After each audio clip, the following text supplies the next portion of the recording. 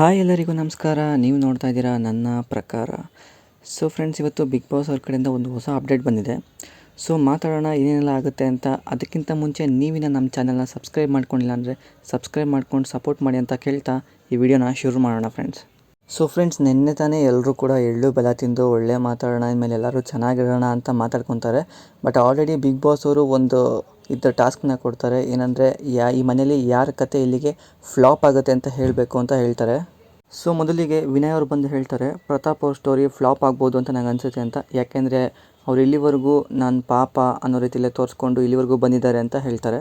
ನಂತರ ಸಂಗೀತ ಅವರು ತನಿಷ್ ಅವ್ರ ಹೆಸರನ್ನ ತೊಗೊತಾರೆ. ಆಮೇಲೆ ಕಾರಣ ಕೊಡ್ತಾರೆ, ನಾನು ಮುಂಚೆ ನೋಡ್ತಾ ಇದ್ದ ತನಿಷಿಗಿಂತ ಈಗ ಇರೋ ತನಿಷಾ ಬೇರೆಯೇ ವ್ಯಕ್ತಿ ಅಂತ ನಂಗೆ ಅನಿಸುತ್ತೆ ಅಂತ ಹೇಳಿ ತನಿಷ್ ಅವರ ಹೆಸರನ್ನ ತೊಗೊತಾರೆ. ಅದಾದ ನಂತರ ಕಾರ್ತಿಕ್ ಅವರು ಬಂದು ತನಿಷ್ ಅವ್ರ ಹೆಸರನ್ನ ತೊಗೊಂಡು ಹೇಳ್ತಾರೆ, ನಾನು ಇಷ್ಟು ದಿನ ಅಂದ್ಕೊಂಡಿದ್ದು ಫ್ರೆಂಡ್ಶಿಪ್ ಎಲ್ಲ ಸುಳ್ಳು, ಇವಾಗ ಗೊತ್ತಾಯಿತು ನಂಗೆ ಆ ಫ್ರೆಂಡ್ಶಿಪ್ ಎಲ್ಲ ಫೇಕ್ ಅಂತ.